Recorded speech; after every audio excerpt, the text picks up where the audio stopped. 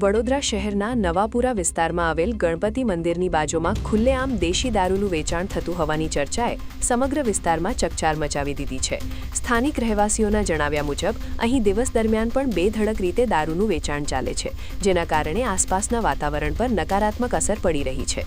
વિશેષ કરીને ધાર્મિક સ્થળની બાજુમાં આવી ગેરકાયદેસર પ્રવૃત્તિ થતી હોવાને કારણે લોકોમાં ભારે રોષ ફેલાયો છે. મંદિર ખાતે આવનાર શ્રદ્ધાળુઓ, મહિલાઓ અને બાળકો માટે આ સ્થિતિ અસ્વીકાર્ય બની રહી છે.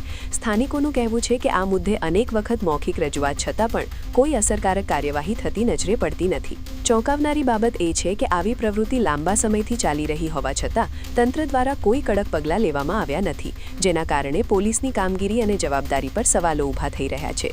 હાલમાં શહેરમાં કાયદો અને વ્યવસ્થાની જાળવણી માટે વિવિધ અભિયાન ચાલી રહ્યા હોવાના દાવા વચ્ચે આવી ઘટનાઓ તંત્રની કાર્યક્ષમતાને લઈને શંકા ઊભી કરે છે. સ્થાનિકોમાં માંગ ઉઠી રહી છે કે આ મામલે તાત્કાલિક તપાસ હાથ ધરી દોષિતો સામે કડક કાર્યવાહી કરવામાં આવે, જેથી આવી ગેરકાયદેસર પ્રવૃત્તિઓ પર રોક લાગી શકે અને વિસ્તારમાં શાંતિ તથા સુરક્ષા જળવાઈ રહે.